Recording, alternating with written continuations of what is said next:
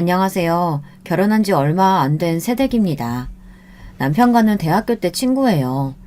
서로 좋은 감정이 있었지만 연인이 되기까지 많이 어긋나고 서로의 감정은 숨기고 계속 친구로 지낼 뻔하다가 남자친구가 용기를 낸 덕분에 지금 결혼까지 앞두고 있는 사이가 됐어요. 처음부터 호감을 가지고 있었지만 주변 사람들 때문에 이어지는데 이렇게 오랜 시간이 걸렸네요. 우린 참 인연인가 보다 했지만 사실 그것보다 더 오랜 세월 전부터 우리가 이어질 수밖에 없었던 인연이 있었더라고요. 저희도 알고 경악했지만 어른들은 더 많이 놀라셨던 저희 인연에 대해 자랑하고 싶어 이렇게 사연을 보냅니다. 사실 저희 엄마는 손이 좀 많이 불편하세요. 집안의 유전병 때문에 말초신경과 근육에 문제가 있어서 오랜 시간 치료를 받으셨고 지금은 다른 곳은 거의 다 괜찮지만 오른쪽 손만 좀 불편하신데요. 그런데 남자친구 어머니가 몸이 불편한 것에 좀 많이 민감하시더라고요. 엄마가 식사할 때 젓가락질이 불편한 걸 보고 인상을 제대로 찡그리시더라고요. 농사나 짓는 천것인 줄은 알았더니 몸도 병신이었네. 이런 소리를 하신 거예요. 저희는 다 얼어버렸어요. 너무 어이없고 충격적인 말이라 숨이 턱하고 막히더라고요. 목소리가 목구멍으로 나오지를 못하는 것처럼 그 누구도 아무 말도 하지 못했어요. 저희 엄마는 눈물이 그렁그렁 하셔서 자리를 피하고 싶어 하시는 게 역력했고요. 근데 남자친구가 나서더라고요. 엄마, 그런 말 하시면 안 돼요.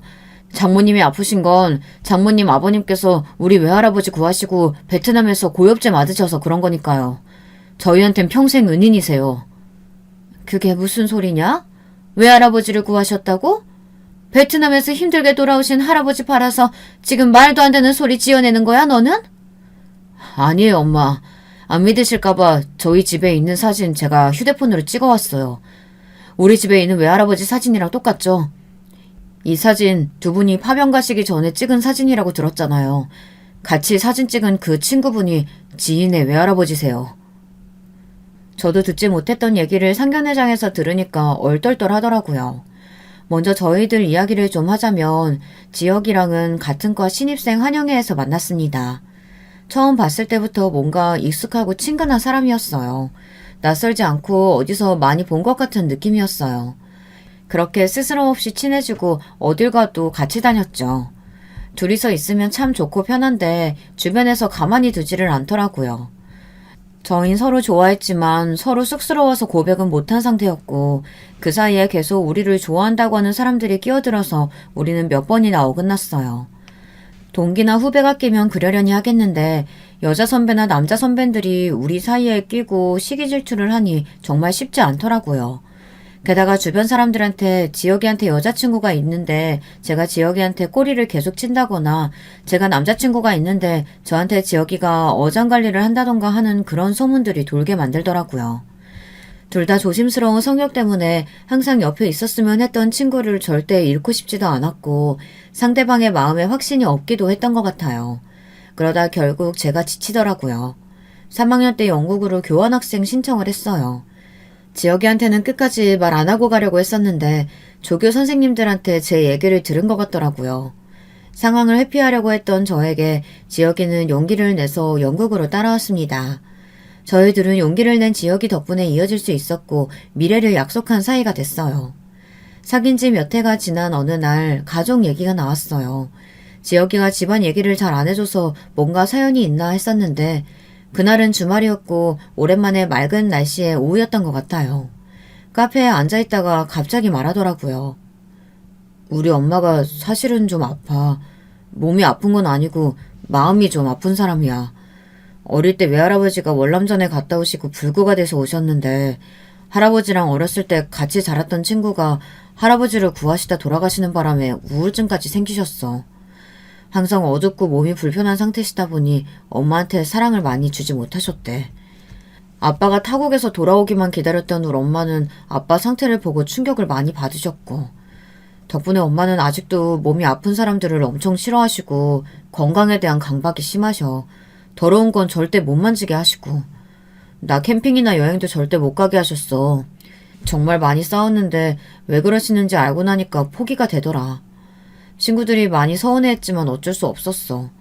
너무 걱정하는 마음이란 걸 아니까 말이야. 너는 절대 외국 가서 다치면 안 된다고 애원하는 그 눈빛을 어떻게 외면하겠어. 영국 가는 것도 엄청나게 싸워서 온 거야. 나는 전쟁 나가는 거 아니라고 공부하러 가는 거니까 허락해달라고 몇 날 며칠을 싸워서 간 거야. 나 이렇게 엄마한테 반기 들고 너 만나러 온 거니까 네가 책임져야 돼. 그랬구나. 고생했네, 우리 남친. 내가 많이 예뻐해줄게. 그리고 나도 할 말 있어.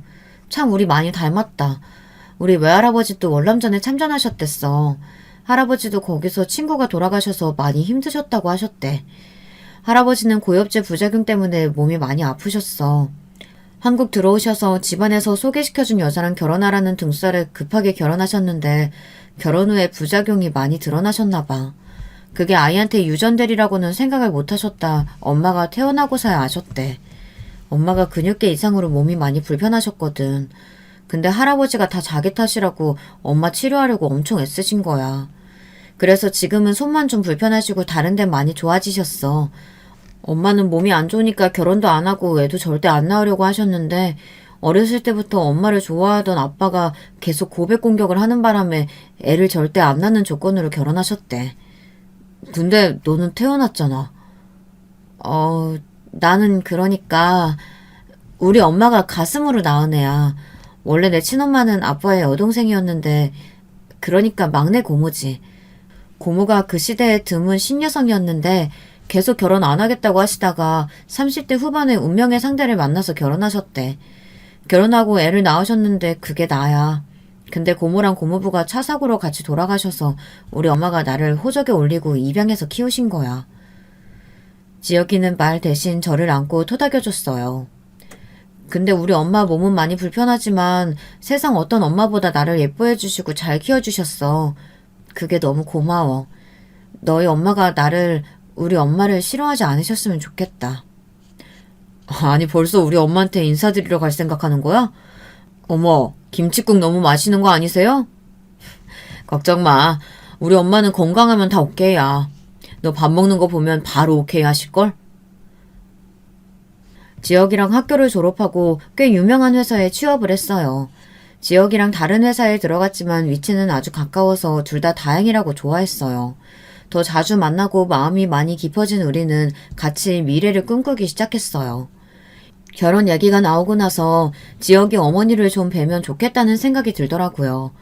마음이 아프신 분이라고 하는데 엄마 생각을 하니까 좀 걱정이 되기도 했고요. 지혁이를 이렇게 잘 키워주셨으니 분명 좋으신 분일 거라고 생각했는데 보통 분은 아니시더라고요. 처음 지혁이네 집에 갔는데 정말 예쁘게 차려입고 계시더라고요. 환한 미소로 저를 반겨주셨어요. 집도 정말 깔끔하고 예뻤고 음식들도 예쁘게 차려져 있었어요. 살펴보니까 지혁이 엄마는 하루에 청소를 3번 이상 하시더라고요. 가구에 먼지가 앉는 걸 극도로 싫어하시고 집안은 늘 여러 대의 공기청정기가 돌아가고 있다고 하더라고요. 집안이 깔끔해서 좋긴 하지만 편하게 살 수는 없는 곳이라고 하더라고요. 엄마 덕분에 가족들이 다들 청소의 달인이 됐대요. 그렇지만 아무도 엄마는 이길 수 없다고 하더라고요. 같이 식사를 하는데 제 먹는 모습을 유심히 보시더라고요. 잘 먹는 모습이 참 보기 좋다고 여러 가지 음식을 권하시는 거예요. 그래서 주시는 대로 잘 받아 먹었는데 참 건강해서 좋아하셨어요. 그러다가 갑자기 화를 내시더라고요. 아니, 음식을 꼭꼭 씹어서 먹어야지. 깜짝 놀란 제가 사례가 들려서 헛기침을 하기 시작했고 지혁이가 급하게 등을 두드려주고 물을 주더라고요. 엄마, 애 놀라게 갑자기 소리를 지르면 어떡해. 나 괜찮아. 놀랐으면 미안하다. 그렇게 급하게 먹으면 소화 안 될 것 같아서 그런 거야. 지희야, 잘 먹는 건 좋지만 음식은 30번 이상 씹어야 돼. 안 그럼 위에 부담이 되고. 미안해요. 우리 집사람이 평생 가족이 아플까봐 걱정하는 마음으로 살아왔거든. 혹시나 체할까봐 걱정돼서 그런 거니 이해해줘요. 소리 지를 정도로 마음이 간절해서 그런 거니까요. 네, 저 괜찮아요. 밥이 너무 맛있어서 제가 욕심을 부렸나 봐요. 꼭꼭 씹어 먹겠습니다. 어쨌든 그렇게 인사를 드리고 나서 집으로 무사히 돌아왔어요. 말은 다 안 하지만 지혁이가 참 힘들게 살았겠구나 하는 생각이 많이 들더라고요. 얼마 후 지혁이 어머니한테 연락이 왔어요. 밖에서 맛있는 걸 사주고 싶다고 한번 보자고 하시더라고요. 지혁이 어머니는 저한테 궁금한 게 많으시더라고요. 매주 운동은 얼마나 하고 있는지, 정기적으로 산부인과는 방문하고 있는지, 다른 지병은 없는지, 용변의 문제는 없는지, 치과는 얼마나 자주 가는지, 치열은 고른지, 건강검진은 제대로 받은 적이 있는지, 가족 중에 암은 없는지, 술은 얼마나 먹는지, 생리는 불순이 아닌지, 시력은 좋은지, 잠은 몇 시간이나 자는지 등등이요. 저는 지혁이 어머니한테 성실하게 다 답해드렸어요. 그리고 물어봤죠. 어머니는 몸 아픈 데 없으세요? 늘 건강하셨으면 좋겠어요. 그리고 마음도 편안하셨으면 좋겠고요. 저희 자주 같이 산책도 가고 공기 맑은 데도 같이 가요. 지혁이 어머니는 저한테 이것저것 물어볼 때도 본인이 지나치게 집요하게 물어본다는 걸 알고 있었지만 무조건 건강했으면 좋겠다는 생각에 압도되어 질문들을 스스로 제어할 수 없는 느낌이었어요. 그리고 자기 건강을 그렇게 되물어주고 같이 산책 가자는 말에 감동을 많이 받으셨대요. 가족들은 어머니의 집착어린 잔소리에 많이 지쳐서 어머니를 피하고 외면하기 급급한데 저는 아주 달랐다고 좋아하셨다고 해요. 제가 아주 따뜻한 부모 밑에서 잘 배우고 자란 것 같다고 지혁이한테 칭찬을 많이 하셨대요. 참 다행이다 라고 생각했지만 한편으로는 아픈 엄마가 계속 걱정이 되더라고요. 어쨌든 내가 지혁이 엄마한테 잘 해드리고 점수를 좀 따두면 엄마가 몸이 안 좋으셔도 이해하고 넘어가지 않을까 그런 생각이 들어서 더 잘해드렸던 것 같아요. 그만큼 지혁이를 좋아해서 그런 것도 있지만요. 지혁이 집에 놀러 갔는데 지혁이 어머니가 계속 부엌에만 있으시더라고요. 음식하는데 시간이 많이 걸린다고 놀고 있으라고 하시면서요. 지혁이 어머니는 음식에 파는 화학 조미료 넣는 걸 싫어하셔서 직접 장도 담그시고 조미료도 직접 다 만드신다고 하더라고요. 저희는 속도 편하고 좋지만 혼자 너무 고생하시는 것 같아서 부엌에 가서 음식을 좀 도와드리러 갔어요. 그나마 쉬운 두부를 썰다가 손가락이 좀 베었는데요. 피가 그렇게 많이 나진 않았지만 피를 본 순간 지혁이 어머니 눈이 뒤집어지시더라고요. 목소리도 날카로워지시고 거의 패닉에 가까워지시는 것 같았어요. 저는 소독약에 밴드만 있으면 됐는데 결국 저를 응급실까지 데리고 가셨어요. 파상풍 주사도 맞추시고요. 그 다음부터 부엌 출입 금지가 됐어요. 몸은 편하지만 정말 마음이 불편하더라고요. 어머니의 하루가 너무 힘든 것 같더라고요. 집에 있으면서 계속 청소하고 음식 만들고 남들보다 하루하루를 몇 배는 더 힘들게 보내시는 것 같아 보는 제가 더 힘들었어요.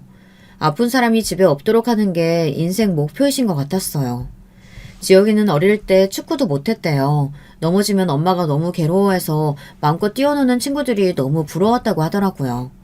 운동하다가 다쳐도 말 안 하면 되겠지 했는데 엄마는 다 알아채시고 선생님께도 자주 전화하시고 항상 학교 문 앞에서 마치고 나올 때까지 기다리고 계셨대요. 사춘기 때는 그런 엄마가 너무도 싫어서 가출한 적도 있었대요. 놀란 엄마는 너무 충격을 받으셔서 며칠을 알아놓으셨대요. 나중에 아빠한테 소식을 전해 듣고 그제서야 엄마 속 썩이는 걸 그만뒀다고 하네요. 그리고 외할아버지 이야기를 듣고 엄마를 조금은 이해하게 됐다고 하더라고요. 지혁이랑 우리 집에도 인사를 갔었는데 우리 부모님이 계속 웃기만 하시더라고요.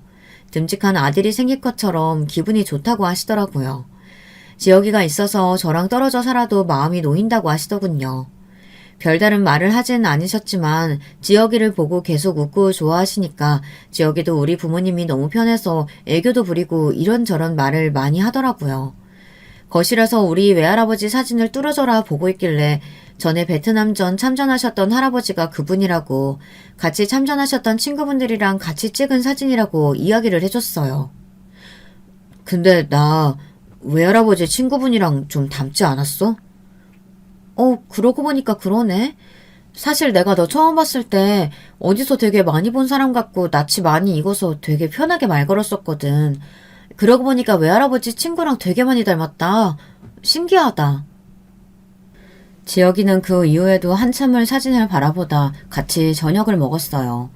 식구들이랑 저 어렸을 때 온갖 사고치고 다닌 이야기, 남녀 통틀어 동네 싸움장이었던 제 웃긴 과거까지 다 나와 다들 한참 웃고 즐겁게 보냈던 것 같아요. 집안 구석구석 소개해주다가 다락도 구경시켜줬어요. 아주 오래된 나무 박스를 보더니 이 안엔 뭐가 있어? 아, 그거 외할아버지 거라고 하던데 뭐가 들었는진 잘 모르겠어. 우리가 열어본 그 안에는 외할아버지의 일기장이 있었어요. 지혁이는 봐도 되냐고 물어보더니 그 일기장을 조심스럽게 보고 엄청나게 울기 시작했어요. 내가 걱정하면서 물어보니까 내용이 너무 슬퍼서 운다고 하더라고요. 저도 어렸을 때 읽으면서 계속 우니까 아빠가 다음부터 상자에 넣어 다락에 넣어두셨거든요. 한 글자 한 글자 보는데 진심이 느껴진다고 너무 마음이 아프다고 하더라고요. 사진을 좀 찍어도 되겠냐고 해서 그렇게 하라고 했어요. 상견례 날짜가 정해지고 저는 지혁이 부모님을 다시 만났습니다. 제 손가락을 보시고 괜찮냐고 계속 물어보시더라고요. 상처는 그 다음날 다 아물었다고 말씀드리니까 정말 다행이라고 진심으로 좋아하시더라고요. 저는 망설이다가 어렵게 입을 뗐어요. 저 사실은 드린 말씀이 있어요. 저희 엄마에 관한 건데요. 엄마가 어릴 적 팔다리 부분 근육계통에 병을 좀 앓으셨는데 지금은 거의 다 좋아지셨어요. 다만 오른손이 아직 조금 불편하세요. 유전되거나 할 위험은 없는데 미리 말씀을 드려야 할 것 같아서요. 지역의 어머니 얼굴이 급격히 어두워지시더라고요. 유전이 안 되는 게 확실하냐고 몇 번이나 물어보셨어요. 저는 확실하다고 말씀드리고 저는 건강하니까 염려하지 않으셨으면 좋겠다고 말씀드렸죠.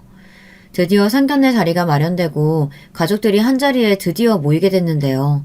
세상에 지역인의 엄마가 엄마의 불편한 손을 보고 농사나 짓는 천한 것인 줄 알았더니 몸도 병신이었네. 이런 충격적인 소리를 하신 거였어요. 마음이 많이 아프신 분이라고는 들었지만 저랑 엄마는 너무 충격을 받았어요. 지혁이가 말리면서 이야기를 더 하지 않았으면 당장 엄마를 모시고 박차고 나갔을 거예요. 지혁이는 항상 어렸을 때 거실에 있는 액자 속에 외할아버지 사진을 좋아했었대요. 건강하고 세상 밝은 얼굴이셨으니까요. 지혁이 엄마는 그 사진을 보면 기분이 좋다가 밉다가 짜증이 났다가 그리웠다가 하셨대요. 아버지의 젊은 날에 대한 그리움과 애증이 뒤섞인 감정이셨겠죠. 근데 그 똑같은 사진을 저희 본가에 갔다가 보게 된 거예요. 오래된 사진첩이랑 이것저것 검색해서 찾아보기도 하고 남아있던 외할아버지의 일기도 보게 됐는데 그것 때문에 두 분 사이를 제대로 알 수 있었다고 하더라고요. 두 분은 원래 같이 부산에서 자란 친구 사이셨대요. 이건 두 할아버지께서 생전에 말씀하신 내용, 그리고 남자친구의 추측, 또 우리 외할아버지의 일기장에 적혀있는 내용을 토대로 쓴 이야기랍니다. 하지만 이야기를 듣고 가족들이 다 인정한 내용들이에요. 시기랑 모든 게 딱 맞아 떨어졌거든요. 우리 외할아버지이신 재선 할아버지와 남친의 외할아버지이신 동우 할아버지로부터 이 이야기는 시작돼요. 세연이다 보니 이렇게 부리는 걸 이해해 주세요. 어렸을 때부터 같이 부산에서 자랐었는데 원래 서울 분이셨던 남친의 증조 할머니께서 다시 서울에 살고 싶으셨나 봐요. 계속 서울에 가자고 노래를 부르셔서 서울로 이사를 가게 되셨는데요. 이런 재선이랑 동호는 헤어지는 게 너무 서운했지만 할머니가 너무 소원이라고 하셔서 어쩔 수 없이 이사를 갔다네요. 어렸을 때부터 절친한 친구였던지라 꼭 군대도 같이 가자고 약속하셨대요. 남자친구 집에 남아있는 우리 할아버지의 편지에 나와있던 내용이라네요. 떨어져 있어도 자주 전화도 하고 편지도 하고 지내시다 같이 군대에 가게 됐는데 당시 남친의 외할아버지는 여자친구랑 결혼 계획까지 있어서 집안 어른들끼리 인사도 주고받았었대요. 그래도 친구와의 약속을 지키려고 군대 얼른 갔다 오겠다고 여자친구에게 기다려달라고 그랬었는데요. 뱃속에 애가 있었는지는 꿈에도 모른 채 말이죠. 군대 가기 전에 애절한 분위기에 취해서 딱 하룻밤이었다는데 덕분에 외할머니가 참 고생을 많이 하셨대요. 결혼하기로 했었는데 갑자기 군대에 가질 않나 애는 갑자기 덜컥 생겨서 겁도 나고 남편은 군대를 갔고 그래서 몇 달을 고민하시느라 너무 힘드셨대요. 두 할아버지는 운 좋게 또 같은 부대로 배치를 받으셨는데 얼마 되지 않아 월남전 파병을 가게 되셨나 봐요. 그때 보상금보다도 베트남도 공산당 때문에 고통을 받는다는 사실이 안타까웠던 남친의 외할아버지가 월남전에 참전하겠다고 하셨고 그 때문에 별 생각 없던 우리 외할아버지도 참전하기로 마음을 먹으셨대요. 처음에는 다른 나라 전쟁에 전혀 관심 없던 우리 할아버지였는데 친구가 가는데 혼자 보내면 안 될 것 같아 같이 갔다고 그렇게 얘기하셨다네요. 베트남으로 떠나기 전에 같이 사이좋게 찍은 사진이랑 편지를 각자 집으로 좀 보내달라고 다른 군인들한테 부탁을 하셔서 보냈다고 해요. 그 사진들은 아직도 각자 집에서 잘 보존되고 있었는데요. 사진 속의 할아버지들은 정말 밝고 행복하게 웃고 계셔서 어릴 때마다 그 사진을 보면 항상 기분이 좋았어요. 지역이 외할머니는 군대에서 사진이랑 편지가 왔다는 얘기를 듣고 남자친구 집에 갔다 사진이랑 편지를 읽고 대성통곡을 하셨대요. 나쁜 놈이라고 너무 심하게 우셔서 달래다가 어른들이 임신 사실까지 알게 되신 거라네요. 급하게 군대로 연락을 취해보셨지만 이미 파병을 간 후였대요. 두 할아버지는 어린 나이이다 보니 전쟁의 심각성 따위는 모르고 가셔서 정말 죽을 고생을 하셨대요. 제일 힘드셨던 때는 어린 아이들이랑 노인들이랑 안심하고 같이 얘기도 하고 웃다가 그 무리 중에 숨어있던 어린 여자애가 쏜 총에 전우를 잃었을 때였대요. 민간인이랑 군인들이 전혀 구분이 안 가서 정말 어쩔 수 없이 많은 사람을 죽이셨다고 하시더라고요. 처음에는 민간인은 절대 죽이면 안 된다는 생각이셨지만 옆에 같이 울고 웃던 전우들이 온몸에 총알이 박혀 죽어나가는 모습을 보고 눈이 돌아버리셨대요. 민간인 속에 베트공이 숨어 있으니 내가 살고 내 전우가 살려면 총을 쏴야만 했었다고요. 하루하루 견디기가 정말 지옥 같았는데 그래도 서로가 꼭 살아서 같이 한국에 가자라는 마음으로 버티고 또 버티셨대요. 아무것도 모르는 아이들까지 전쟁 방패로 삼는 공산당이 정말 밉기도 했고 내가 살기 위해서 많은 사람을 또 죽여야 하는 상황이 되니 정신적으로 너무 힘드셨대요. 동호 할아버지는 꼭 여자친구랑 결혼하겠다고 약속하고 군대에 왔는데 여자친구가 애타게 자기를 기다리고 있을 상황이 너무 미안하셨대요. 차라리 약속이라도 하지 말고 편하게 다른 남자 만나고 시집갈 수 있게 마음이라도 편하게 해주고 올 걸 그랬다고 후회를 많이 하셨다네요. 게다가 상의도 없이 베트남까지 왔으니 너무 미안한 마음에 그래도 꼭 끝까지 살아서 돌아가겠다는 마음으로 버티고 버티셨대요. 재선 할아버지는 동호 할아버지랑 어떻게든 살아서 한국에 가겠다는 생각으로 버티셨고요.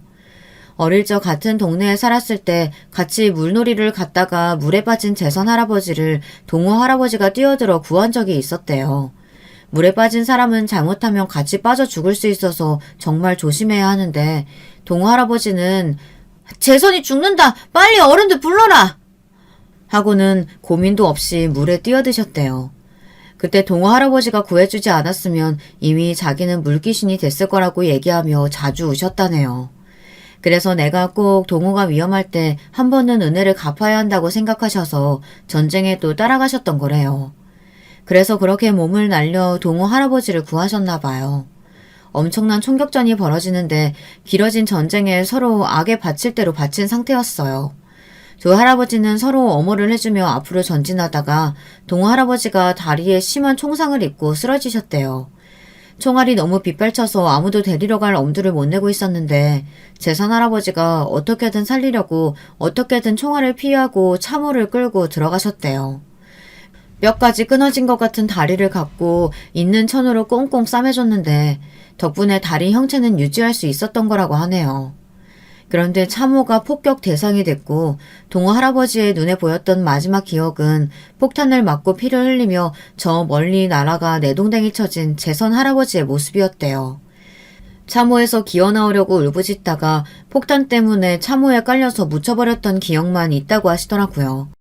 그리고 며칠 후 의식을 찾았을 땐 다리를 심하게 다쳐서 수술 후 치료 중이었는데 옆에 재선 할아버지가 없다는 사실을 믿을 수가 없었대요. 그 전투에서 살아남은 사람들이 같은 병실에 모여 있었는데 살아남은 사람은 병실에 있는 사람이 전부라고 했대요. 주변에 치료받던 동료들도 재선이는 죽었다고 말하고 그 시신을 수습했던 동료들도 있어서 계속 울기만 하셨대요. 울다가 자다가를 반복했는데 다친 사람들은 한국으로 빨리 송환 결정이 내려져서 한국으로 오셨다네요. 재선이 시신만이라도 가져갈 수 있게 해달라고 많이 울고 빌었다는데 나라에서 다 알아서 할 테니까 걱정하지 말라고 하셨대요. 다리 불구가 된 몸으로 마음의 병까지 얻어서 왔는데 여자친구랑 부모님이 같이 살고 있어서 1차로 놀라고 자기가 몰랐던 딸이 있어서 정말 놀라셨대요. 그렇게 가정을 이루고 사셨지만 우울증이 자주 도져서 술만 드시고 사셨다고 하네요. 하루는 괜찮다가 3일은 또 아파하고 또 하루 정신 돌아왔다가 이틀을 고통스러워하기를 반복하셨다네요. 자기가 월남전에 참전하겠다고만 안 했으면 재선이가 죽지 않았을 텐데 미안해서 부산에도 재선이 가족한테도 연락도 한 번 못하고 한평생 그리워하고 자꾸만 가슴을 치고 잠도 못 이루셨대요. 시신은 수습이 됐는지 자기 때문에 죽었다고 생각하니 정말 그 죄책감에 아무것도 할 수가 없었나 봐요. 그래도 친구가 구해준 소중한 목숨으로 어떻게든 힘내봐야지 하다가도 월남전 소식만 나와도 메스껍고 머리가 돌아버릴 것 같아 TV를 꺼버리고 밤새 떨면서 아파하셨다네요. 다리가 불편하시니까 딸을 데리고 어디를 가려고 해도 다리가 불편한 사람이 편하게 다닐 수 있는 복지들이 당시에는 거의 없었다 보니 집에만 주로 있으셨다고 해요. 항상 밝고 재미있었던 사람이 한순간에 변해서 할머니도 많이 놀랐지만 한평생 함께 하겠다는 약속을 꼭 지키겠다고 항상 그 옆을 지키셨대요. 다만 아빠의 불안정한 성정에 영향을 받은 지역의 엄마는 극도의 강박을 가지게 됐대요. 특히나 몸이 건강해야 한다고, 몸이 불편한 사람만 보면 극도로 피하고 가족의 건강에 특히나 집착을 많이 하게 되셨다고 하네요. 우리 할아버지, 재선 할아버지는 그 폭격에 참호에서 튕겨나가시고 너무 큰 충격에 의식을 잃으셔서 며칠 동안 기억이 없으셨대요. 정신을 차려보니 이미 시신으로 분류돼서 시체들 더미에 같이 쌓여 있었다고 하더라고요. 꿈에서 계속 동호 할아버지가 부르는 소리 때문에 너무 시끄러워서 정신이 들었다고 하는데 시신이라고 뭔가 덮여져 있었나 봐요. 끙끙거리고 소리를 계속 낸 지 한참 만에 어떤 병사가 발견해서 간신히 병원으로 이송되었지만 어디 한 곳 골절되지 않은 것이 없어 바로 이송이 불가능했대요. 본국으로 소환되는데도 한참 걸리고 거기서 계속 치료받다가 고엽제까지 맞으셨다는데 그게 뭔지는 몰라도 그냥 시원하다고 생각하고 있다가 조금 찝찝해서 계속 맞지는 않으셨대요. 그게 정말 다행이었던 것 같아요. 그리고 당연히 동호 할아버지는 죽었다고 생각하셨대요. 꿈에서도 산 사람의 모습이 아닌 것처럼 느껴졌고 베트남 어디서도 소식을 들을 수가 없었기 때문이었어요. 죽어서도 나를 살리려고 그렇게 고함을 지르고 나를 깨웠구나, 동호야. 나는 너를 살리려고 여기까지 따라왔는데 내가 또 너 때문에 살았다. 나만 살았다, 동호야. 할아버지는 동호 할아버지가 그리울 때마다 저렇게 일기장에 계속 반복해서 쓰셨더라고요.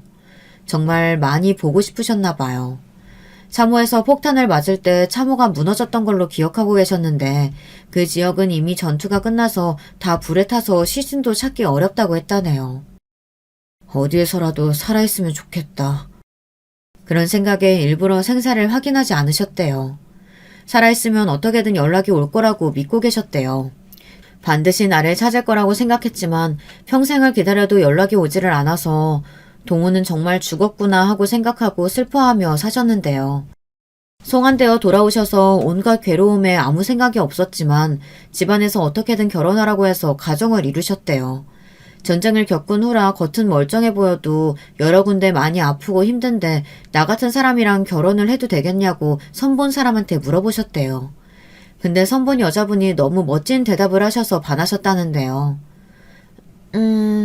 사람 살다 보면 몸 아픈 거는 당연한 거 아닙니까? 나이 들면 몸 안 아픈 사람 아무도 없지. 서로 골골하면서 아껴주고 좋아해주면 저는 상관없습니다. 저만 좋아해주면 돼. 그 착하고 선한 모습에 결혼하셨는데 괜히 본인이랑 결혼해서 한평생 고생만 시켰다고 자주 마음 아파하셨대요.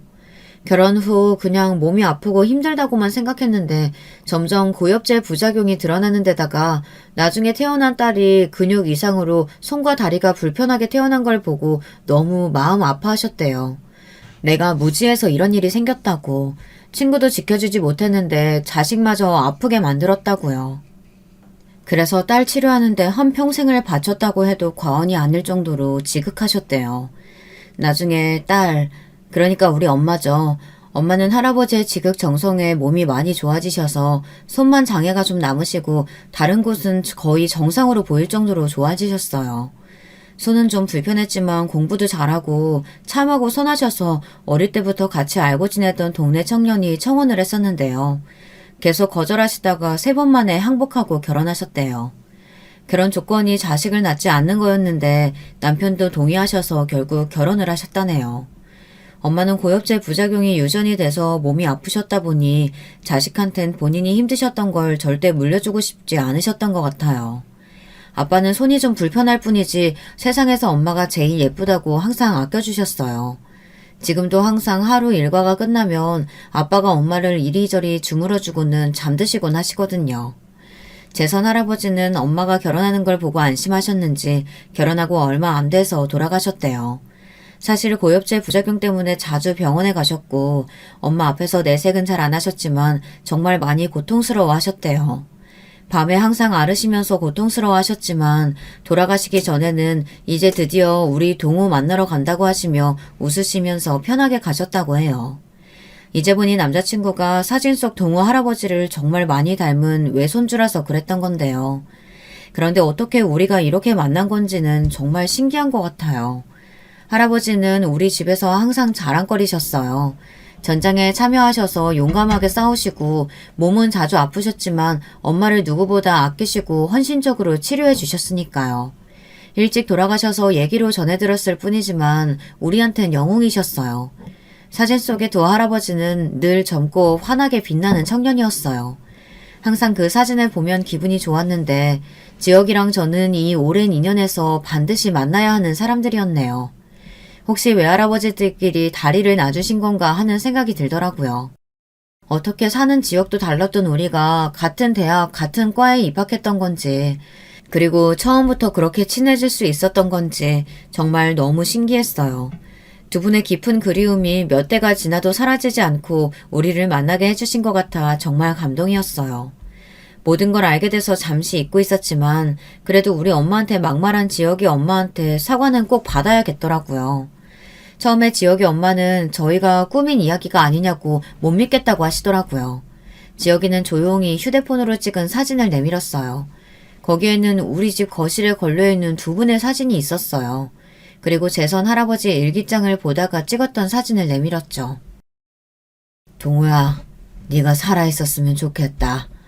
살아있으면 나를 꼭 한 번은 찾아왔을 텐데.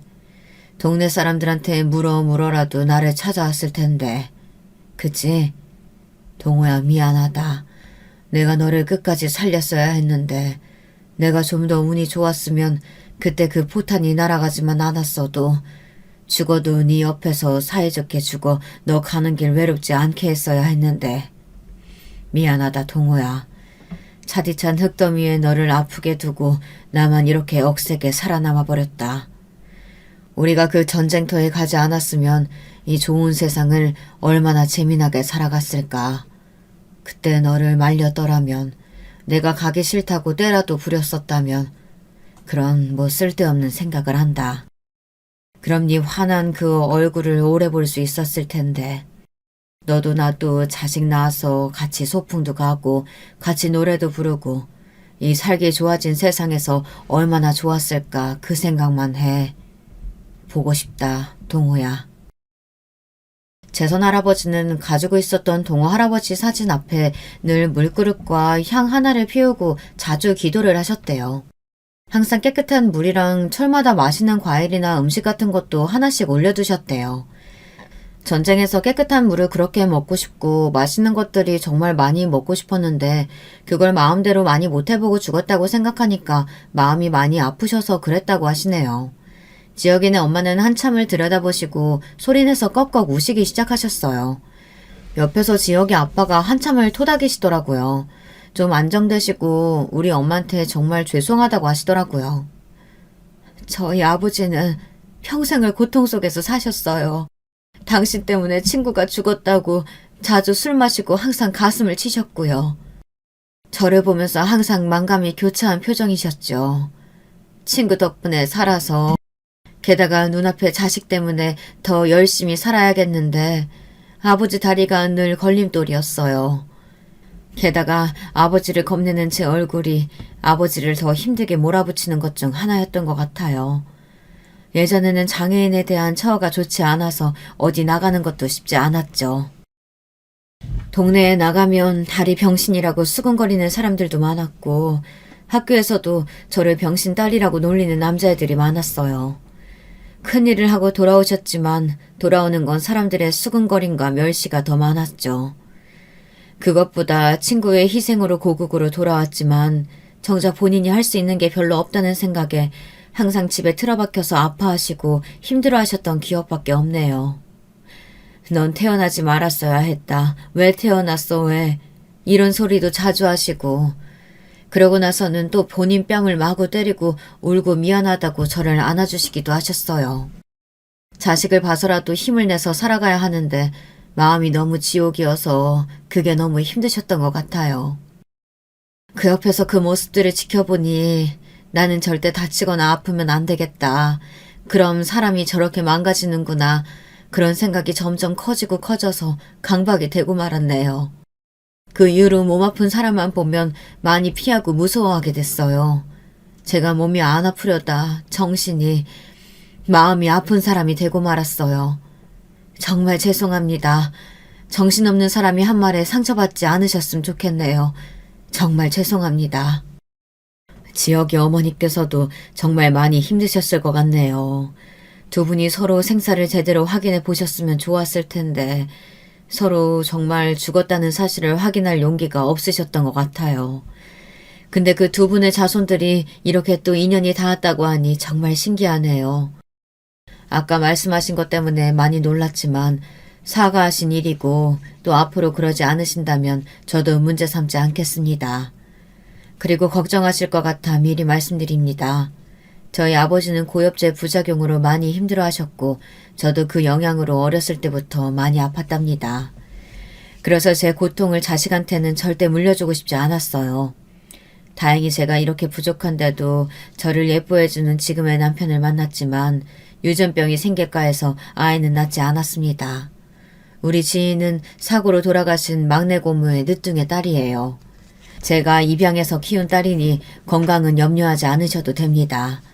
어렸을 때부터 잘 먹고 운동도 잘해서 아주 건강합니다. 그러니 우리 지희 예쁘게 봐주시고 두 아이 허락해 주셨으면 합니다. 사실 지희한테 유전이 되지 않으니 걱정하지 않아도 들었는데 저도 모르게 너무 걱정돼서 자세히 물어보고 싶었어요. 근데 이렇게 말씀해 주시니까 제가 다 부끄럽네요. 걱정하고 있었는데 이렇게 먼저 얘기해 주셔서 정말 감사합니다. 이제 마음 놓겠습니다. 마음으로 낳은 딸 저렇게 밝고 예쁘게 키우셨다니 두 분의 인품을 알 것 같네요.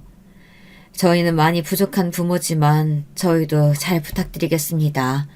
저 둘은 저희 아버지와 재선 아버지가 이미 허락한 사이 같아요. 두 분이 참 서로를 많이 그리워하시고 가족이 되고 싶으셨나 봐요. 앞으로 잘 부탁드립니다. 사부인 사돈어른. 그리고 본의 아니게 상처 줘서 미안하다 지희야. 나도 모르게 정말 실수를 했다. 앞으로 내가 정말 잘할게. 이렇게 논물, 콧물, 상견례는 끝났어요. 지혁이는 엄마가 저렇게 이야기하는 걸 듣고 정말 많이 놀랐대요. 엄마가 어린 시절부터 가지고 있었던 많은 트라우마들이 한 번에 해결되신 것처럼 많이 웃고 밝아지셨다네요. 늘 무섭고 이상했던 아버지를 제대로 이해하시고 나서 마음이 확 바뀌신 것 같았대요. 아빠도 이제 하늘나라에서 재선 아저씨랑 신나게 놀고 계실 거잖아. 나도 이제 신나게 너희들이랑 살래. 나도 좀 웃으면서 즐기면서 살고 싶어. 나도 그동안 많이 힘들었어. 나도 이제 그만하고 웃으면서 살 거야. 이러셨대요. 결혼식 준비는 차근차근 진행돼서 2달 후에 결혼식을 올려요. 지혁아, 우리가 가족이 되면 뭐가 많이 바뀔까? 아님 지금처럼 평범하게 살게 될까? 당연히 조금씩 뭔가 바뀌겠지. 그런데 아주 좋은 방향으로 바뀔 것 같아. 우리 엄마만 해도 우리 결혼으로 많이 밝아지고 좋아지셨잖아. 지금 우리 엄마랑 아빠는 몇십 년 만에 다시 신혼 때가 된 것처럼 재미있게 밝게 잘 지내고 계셔. 너네 부모님은 원래 사이 좋으시지만 우리가 더 좋게 만들어드리면 되지 뭐.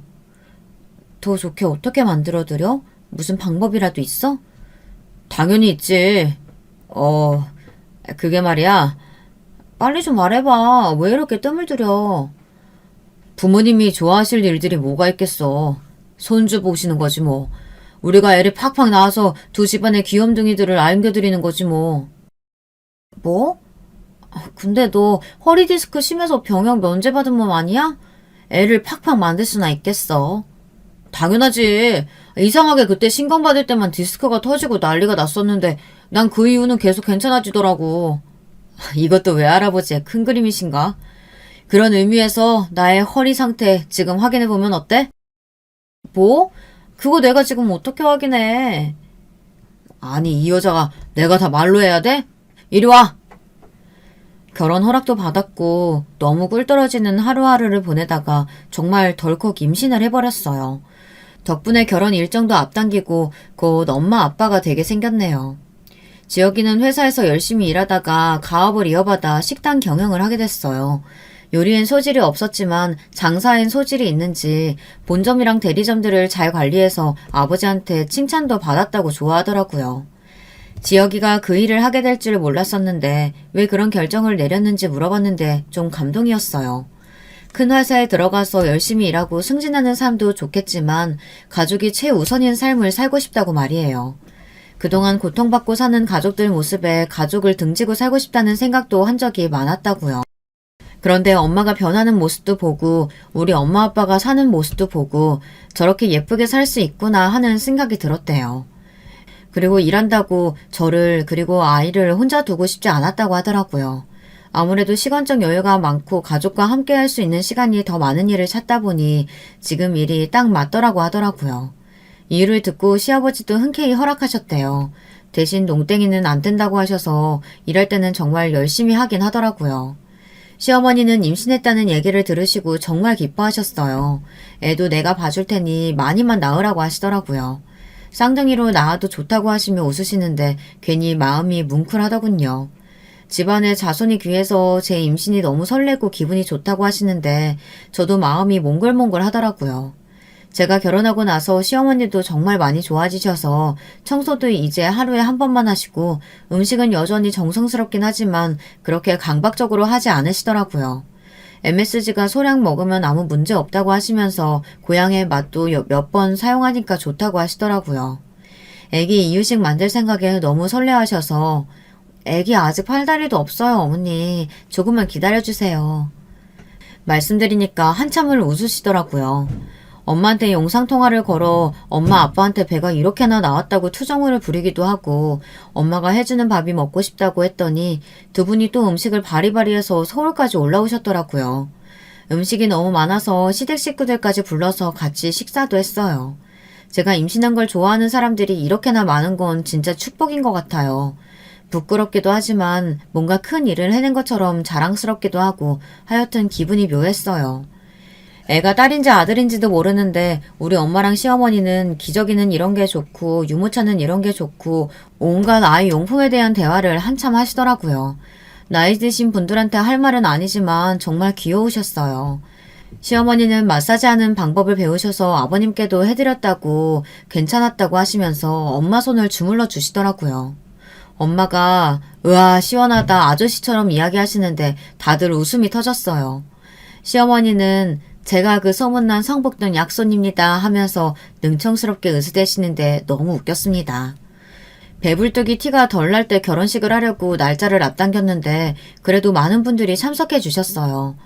서울보다는 부산에서 하고 싶어서 부산에서 치렀는데 친구들도 많이 와서 축하해주고 제일 감동이었던 건 축사를 해주신 어르신이었어요. 나이 지긋하신 할아버지셨는데 어릴 적 할아버지의 친구분이시더라고요. 연세가 많이 드셨는데 본인들 일처럼 기뻐해 주시고 눈물도 지으셨어요. 동우랑 재선이가 지켜주니까 너네는 꼭 잘 살고 행복할 거다. 하시는데 정말 눈물이 나더라고요. 몇 분 안 되셨지만 오셔서 우리들 손도 잡아주시고 시어머니 보고 얘가 동우 딸이가? 동우, 아이고 우리 동우야.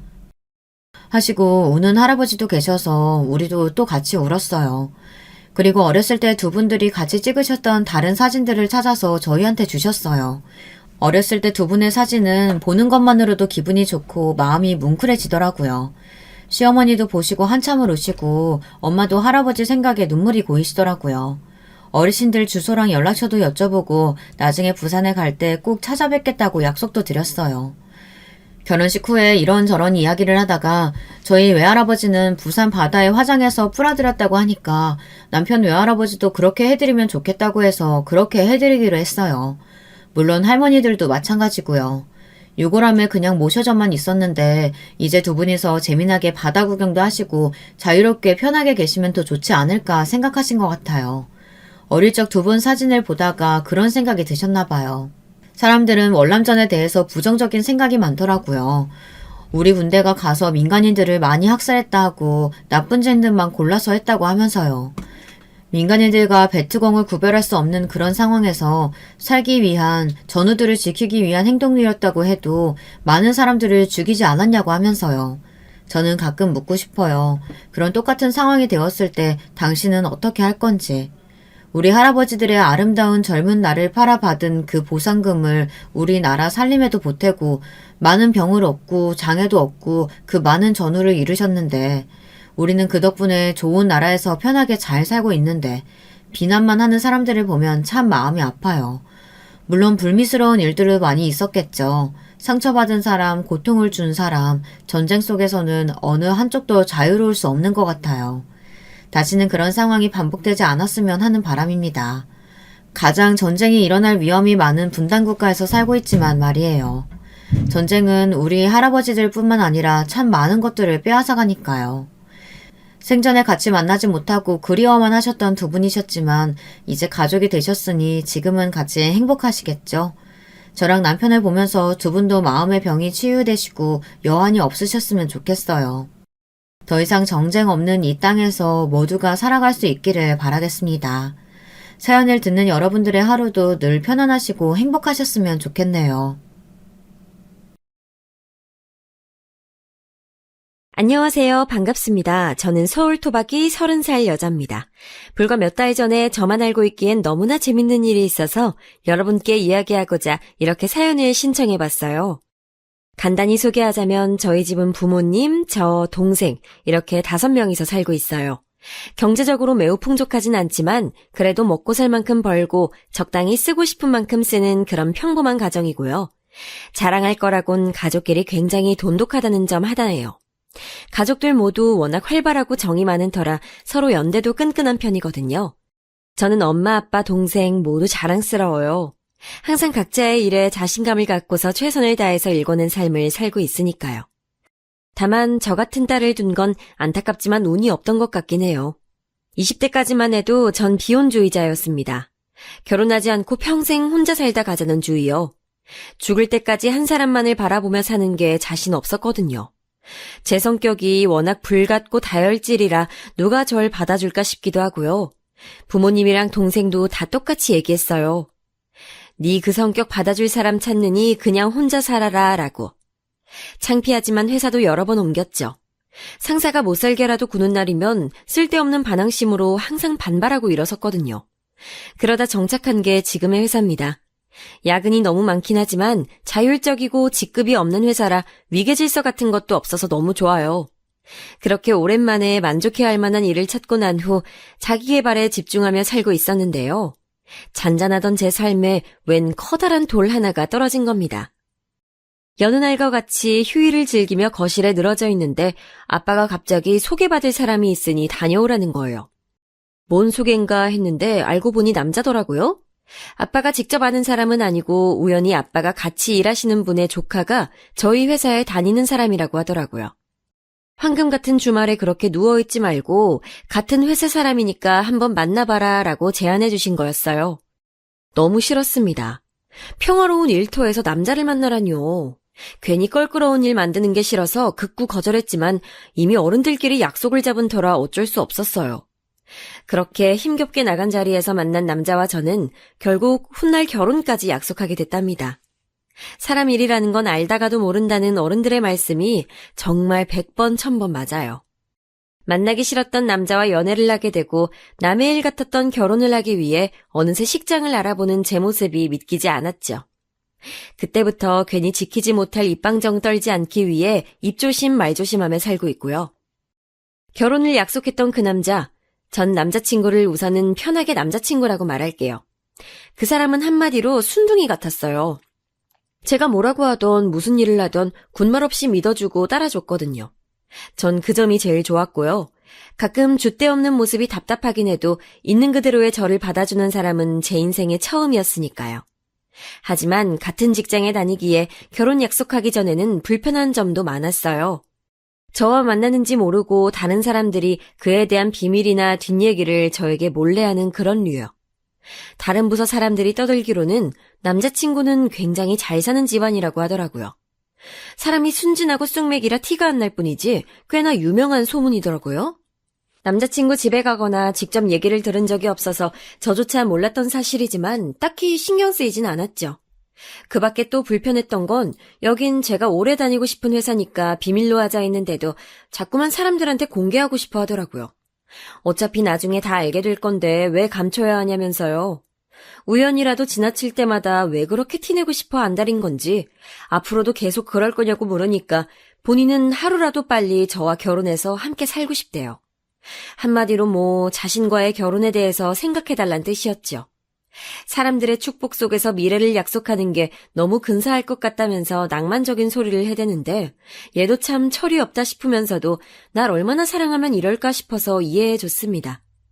그 다음부터 하루가 다르게 보채기에 뭔가 스스로도 믿을 만한 구석이 있겠구나 싶어서 차근차근 결혼 준비를 하기 시작했어요. 나중에 후회하더라도 지금 당장은 후회하지 말자는 마음으로 그 사람을 선택한 거였죠.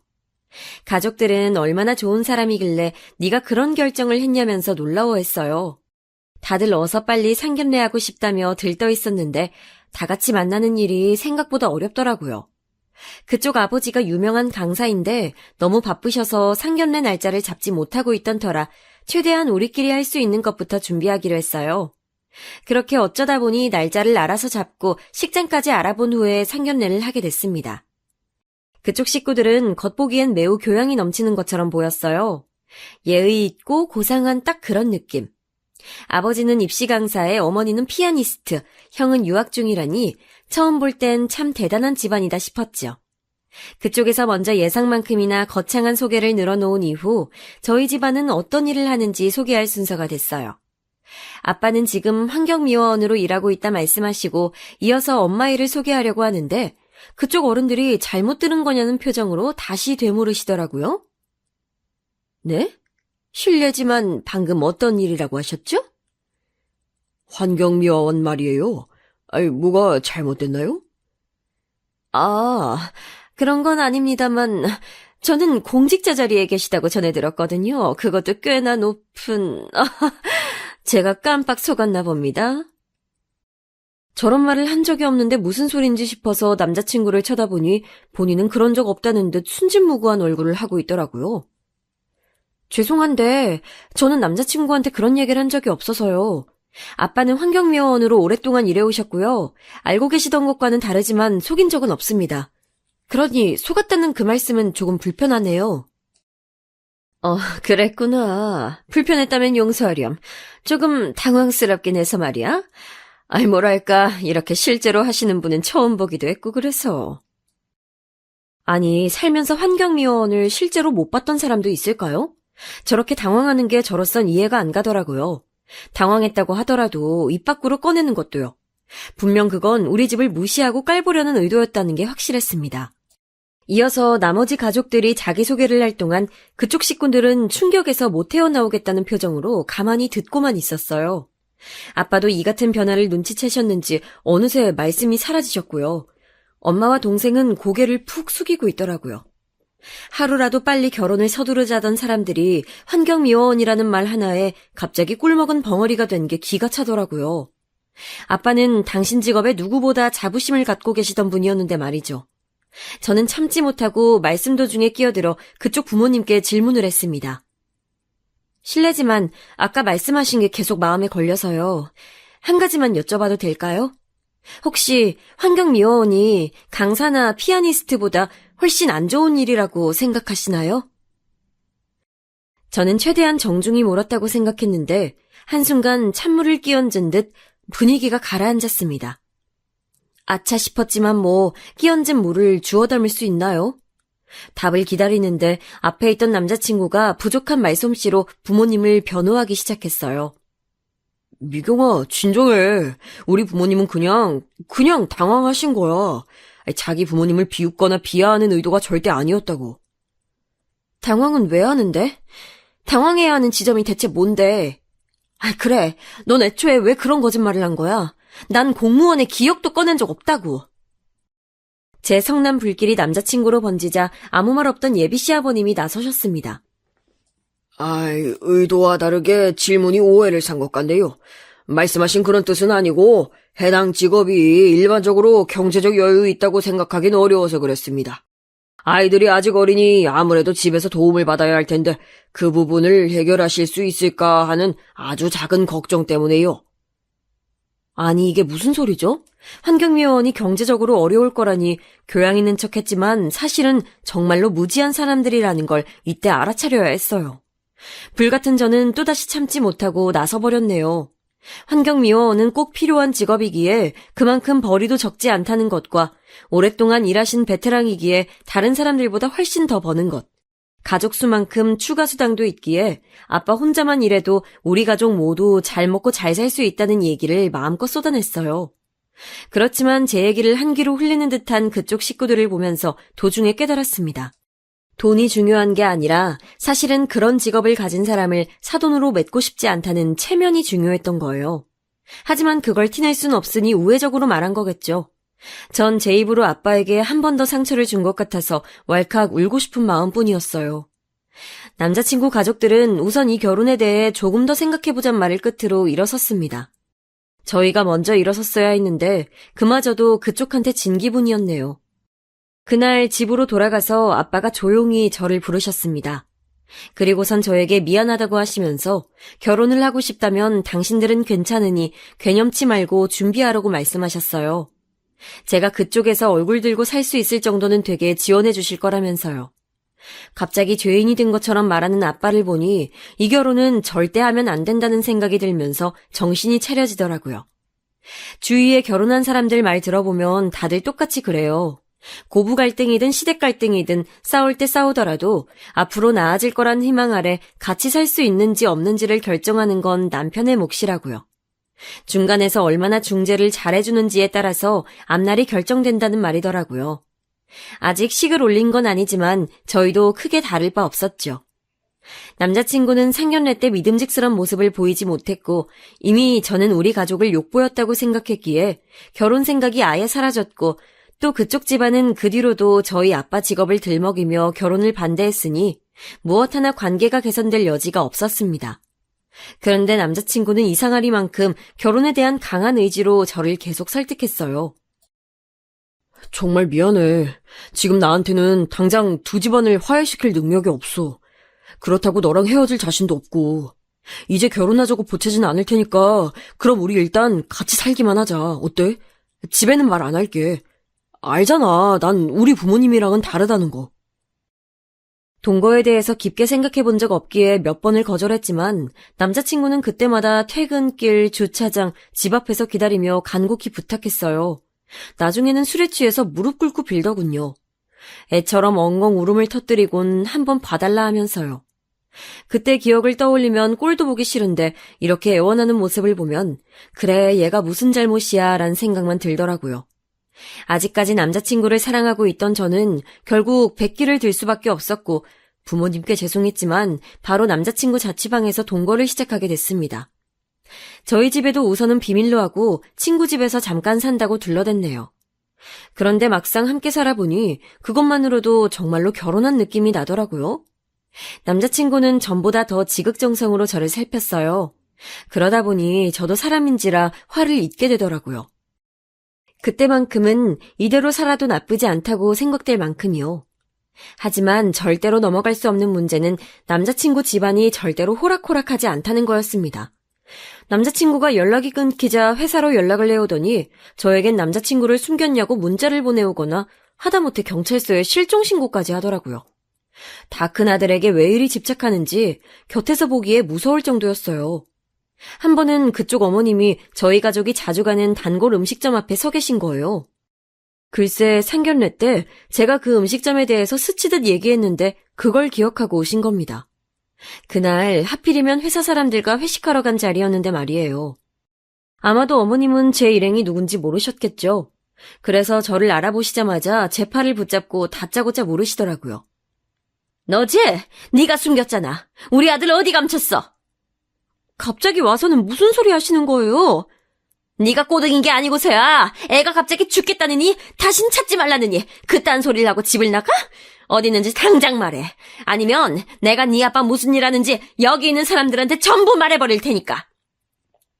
지금 그걸 말이라고 하시는 거예요?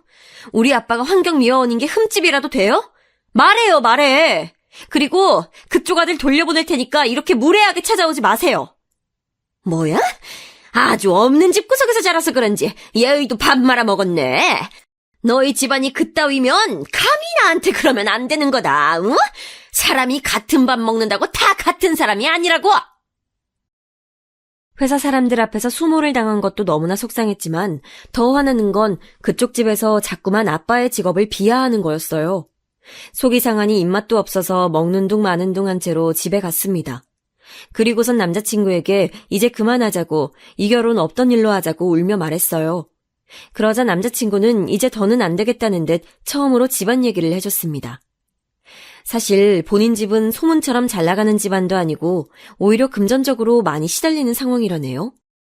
아버지는 입시 강사가 맞지만 코로나로 인해서 학생도 많이 줄었고 예전에 비해 나이가 들다 보니 경쟁력 있는 젊은 강사들에게 밀려나 강의를 따오기도 힘든 상태라고요. 피아니스트인 어머니도 다른 사람을 가르친 적이 없어서 레슨을 할 수도 없고 쇼를 열기엔 알아주는 이가 없어서 유명무실한 직업일 뿐이었습니다. 형은 유학을 갔다가 자금 부족으로 한국에 들어온 지 꽤 됐고요. 돈 들어올 구멍은 막혔어도 다들 자존심은 세서 쓸데없이 따지고 재는 거라고 자신도 이해하지 못하겠다는 남자친구의 말을 들으니 어느 정도 상황이 이해는 갔습니다. 아마도 가족 중 유일하게 자기 몫을 내내면서 실질적 가장 노릇을 하는 아들에게 기대감이 컸기에 그만큼 매달리고 집착하신 게 아닐까요? 어떻게든 이름 있고 경제적으로 여유로운 집안과 결혼을 시키려 하고요. 하지만 아무리 자기 자식이고 핏줄이라서 아낄 수는 있다만 사람을 일일이 급을 매겨가며 저와 남자친구가 급 차이 나서 안 맞는다고 하신 걸 보면 아무래도 현실을 너무 모르시는 것 같아요. 난 현실 물정 모르고 눈만 높은 집구석이 답답하고 벗어나고 싶어서 어떻게든 결혼을 하려고 했던 거야. 그렇게라도 핑계를 대고 빠져나오고 싶었거든. 그런데 이렇게까지 나를 올가매는 걸 보니 그것만이 정답은 아니었나 봐. 아마 결혼했었어도 똑같았을 것 같아. 오히려 우리가 이렇게라도 만나는 게 기적인 건가 싶어. 난 미경이 너랑 꼭 오랫동안 함께하고 싶어. 오랫동안. 지금 보면 무슨 저런 드라마 대사 같은 말을 하지 싶지만 그 당시 저는 체념한 듯한 남자친구가 안타깝고 안쓰러워서 꼭 껴안아줬어요. 제가 당했던 지난번의 수모도 잊은 채 남자친구가 다시 행복을 찾을 수 있게 도와주겠다고 호기롭게 약속했죠. 남자친구는 제 품에 안겨서 눈물을 흘리며 연신 고맙다는 말만 했습니다. 그 와중에 저는 우리 둘만이라도 양가 부모님 없이 작게나마 식을 올리자 싶은 생각으로 적금 통장도 찾고 그랬네요. 그런데 그날 밤 남자친구가 갑자기 친구에게 연락이 왔다며 밤중에 나가더라고요. 갑자기 웬 친구지? 이때부터 뭔가 불길한 느낌이 들기 시작했는데 일은 다음날 터지고 말았습니다. 다음날 일어나 보니 청천벽력 같은 일이 일어나 있었어요. 남자친구가 보이지 않는 겁니다. 항상 함께 출근했었는데 어디 갔나 싶어서 찾아봤더니 쪽지를 남겼더라고요. 읽어보니 가관도 아니더라고요. 미경아, 너와 함께 지내는 동안 내 행복은 뭘까 고민해봤거든? 그런데 내가 내린 결론은 그게 무엇이든 나 혼자선 찾을 수 없을 것 같다는 거야. 그렇다고 네가 도와줄 수도 없는 일이고 난 아무래도 가족을 버리고선 행복할 수 없다는 걸 확실히 깨달았어. 어제 우리 엄마를 잠깐 만났는데 우리 엄마 너무 야위였더라. 얼마나 야위였는지 내가 꼭 죄인이 된 것 같은 거 있지. 우리 가족들을 머리론 이해할 수 없지만 가족이니까 내가 끝까지 곁에서 지켜주고 행복하게 만들어드려야 할 것 같아. 그동안 함께해서 즐거웠어. 너도 네가 사랑하는 사람들 곁에서 행복을 찾길 바랄게. 위로랍시고 건넨 저의 말에 남자친구는 내가 아닌 가족을 떠올린 거였더라고요. 이 얼마나 듣도 보도 못한 황당한 이별입니까? 결국 가족이 그렇게 중요한 사람이 왜 저에게 희망을 주고 같이 살자고 말한 건지 모르겠네요. 그렇게 전 하루아침에 버림받고 집에선 쫓겨나게 생긴 겁니다. 한 달 만에 돌아간 방에 혼자 덩그러니 남겨진 그 기분은 아직도 말로 설명할 수 없네요. 당황, 황당, 슬픔의 감정을 하나씩 순서대로 느끼다가 마지막으로 분노가 치밀어서 헤어질 땐 헤어지더라도 이대로 순순히 나가주기는 억울하겠다 싶은 겁니다.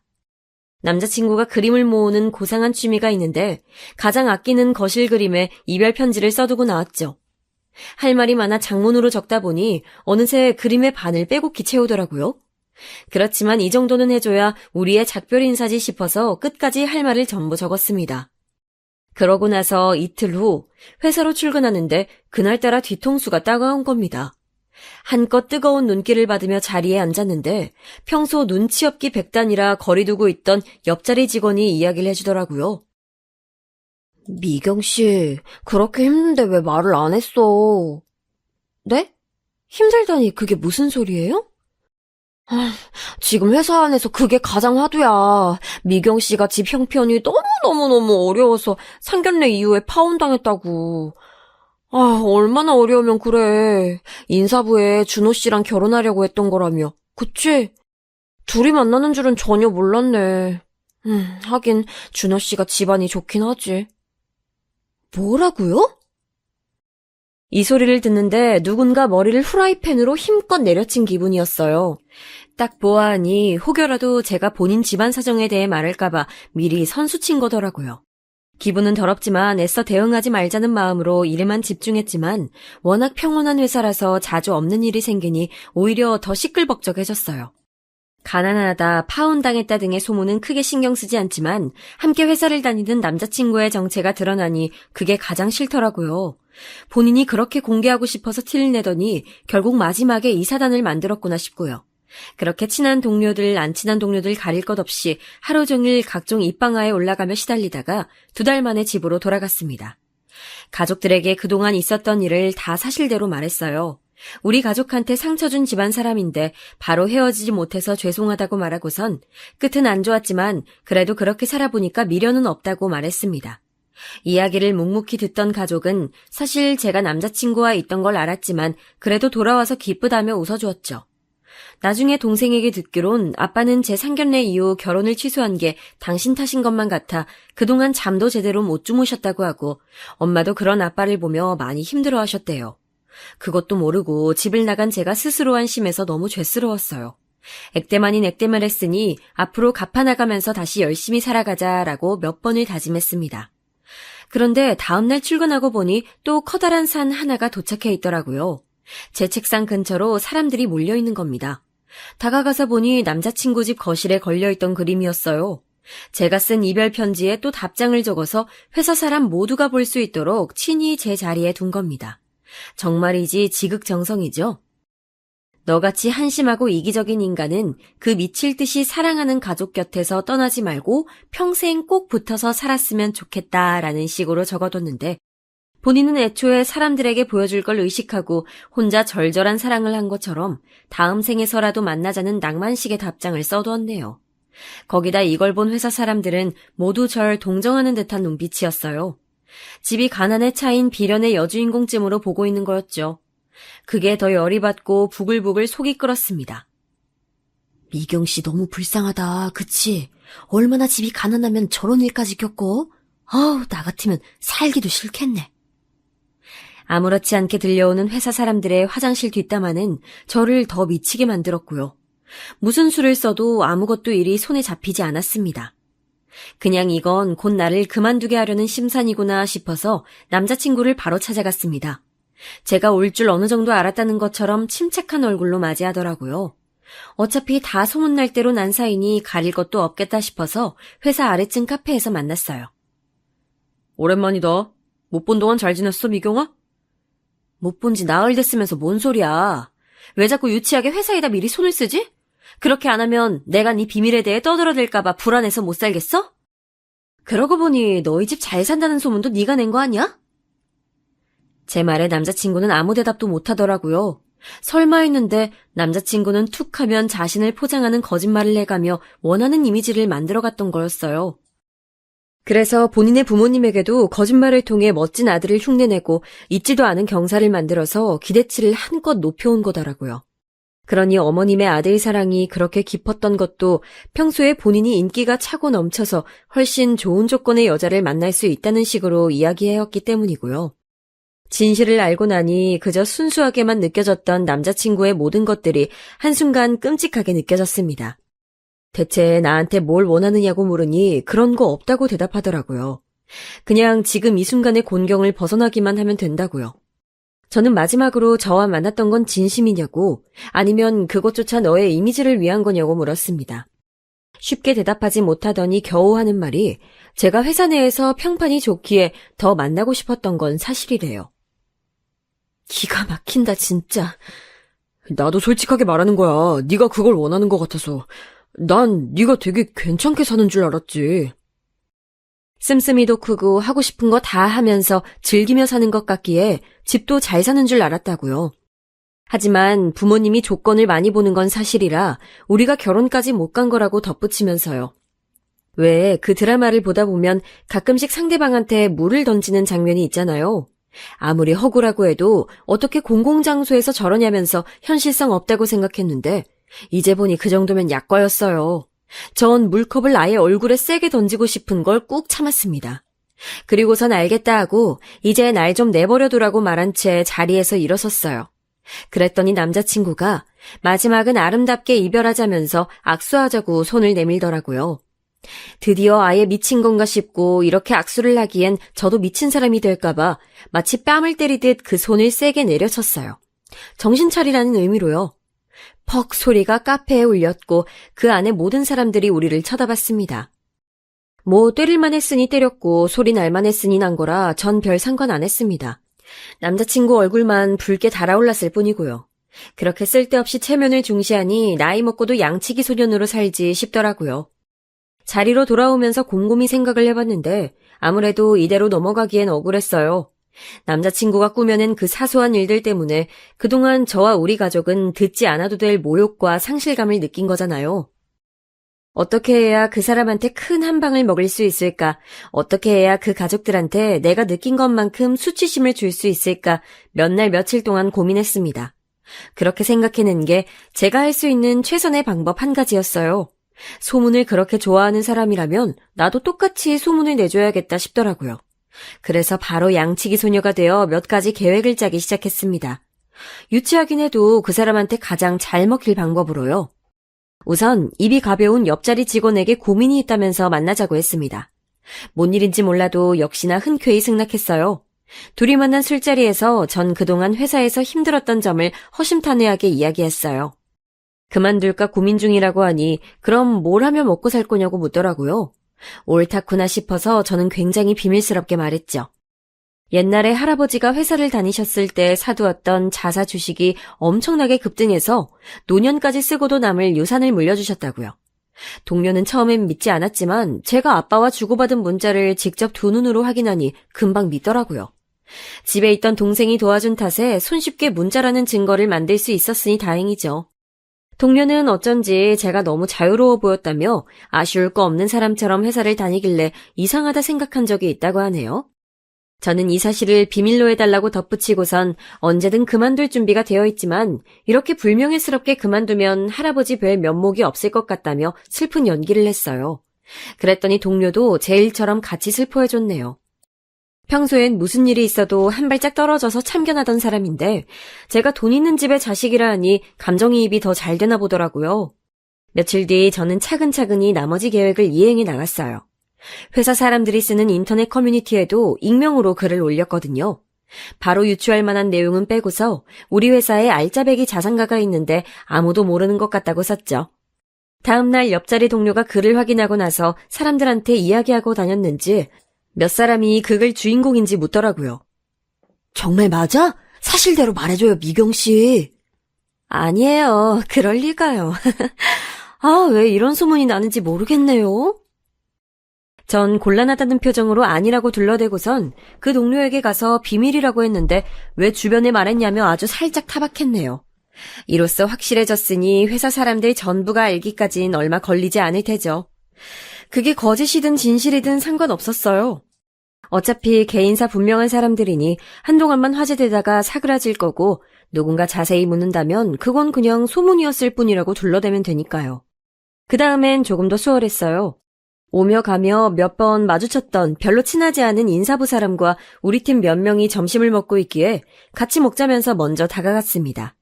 이런저런 사소한 근황을 이야기하다가 인사부에 계신 분이 제게 조심스러운 말투로 준호 씨와 왜 헤어졌냐고 묻더라고요. 집안 수준이 안 맞아서 헤어졌다고 들었는데 또 다른 소문을 들어보니 왠지 거짓말인 것 같다면서요. 그래서 그 부분만은 사실대로 얘기했죠. 물려받은 재산은 아직 꺼내지 않고 고스란히 뒀거든요. 제가 결혼할 때쯤에야 쓸까 말까 했어요. 지금도 충분히 먹고 살만하니까. 근데 저희 아빠가 환경미화원이시거든요. 그걸 말했더니 그쪽에서 난리가 난 거예요. 어떻게 환경미화원 집안이랑 결혼을 하냐고요. 알고 보니까 그쪽 집안 상황이 소문과 달리 상당히 어렵더라고요. 딱하게도 본인 집 기둥을 세워줄 처가를 찾는 것 같던데 말이죠. 조금 안쓰러웠어요. 환경미화원을 비하하면서 상스러운 언행을 일삼는데 얼마나 힘들면 사람들이 저렇게 될까 싶고 참 그래요. 이렇게 이야기하고 있는데 우리 팀 사람이 그럼 혹시 저번에 밥 먹으러 갔을 때 만난 아주머니가 준호 씨 어머니냐고 묻더라고요. 생각해보니 그 단골 음식점에서 어머님과 말싸움을 벌이고 있었을 때 우리 팀 사람들이 옆에서 듣고 있었거든요. 제가 기분이 너무 안 좋아 보여서 자세히 묻진 않았다고 했지만요. 본인들이 들은 게 맞다면서 어떻게 사람이 그러냐고 맞장구 쳐주는 사람들 덕분에 오랜만에 속이 좀 뻥 뚫리는 기분이었습니다. 세상에서 제일 재밌는 남의 집 싸움 이야기를 신나게 듣던 인사부 사람은 밥을 먹자마자 돌아갔네요. 일이 생각보다 더 커질 듯 했지만 제 예상보다 더 재밌어지기에 자꾸만 웃음이 터지는 걸 꾹 참았습니다. 그리고 정확히 사흘 뒤 전 남자친구가 집 앞으로 저를 찾아왔습니다. 처음엔 씩씩거리면서 왔지만 제 얼굴을 보자마자 뻔뻔함을 좀 자각한 건지 화를 가라앉히더라고요. 그러면서 사람들한테 자기 사정 얘기했냐고 묻길래 나는 너처럼 거짓말 안 하고 과장도 안 하고서 있는 그대로 말했다고 했어요. 그랬더니 말귀 못 알아듣고 어떻게 그럴 수 있냐, 복수하는 거냐 등등 갖은 투정을 다 부리기에 무시하고 집으로 들어가려 했습니다. 그랬더니 진짜 하고 싶은 말은 따로 있었다는 듯이 저를 붙잡더라고요. 있잖아, 그거 말이야. 네가 100억대 자산을 갖고 있다는 소문. 그거 설마 진짜야? 아니지? 너 나한테 그런 얘기 한 적 없잖아. 아니야? 순간 저도 모르게 크게 웃고 말았습니다. 정확히 노년까지 쓰고 남을 돈이라고만 했는데 그게 어느새 나도 모르는 100억대 자산으로 불어나 있더라고요. 소문이라는 건 매번 사람 입을 탈 때마다 그 모습이 변하니 알면서도 참 징글징글하네요. 거짓말이지? 웃는 거 보니까 거짓말이네. 맞지? 아니, 난 네가 찾아온 이유를 알 것 같아서 웃는 건데? 이제야 진실을 알고서 내 바짓가랑이 붙잡으러 온 거 아니야? 바짓가랑이라니 무슨 말이 그래. 어머, 미안해. 아직도 말이 혼나오네. 그래도 이렇게 얼굴 보니까 좋다. 사실 조금 흔들리는 것 같기도 해. 가끔은 네 부모님을 함께 만났던 그 시간으로 돌아가서 관계를 잘 풀었으면 어땠을까 생각도 했거든? 그럼 우리가 이렇게까지 되진 않았겠지 싶고.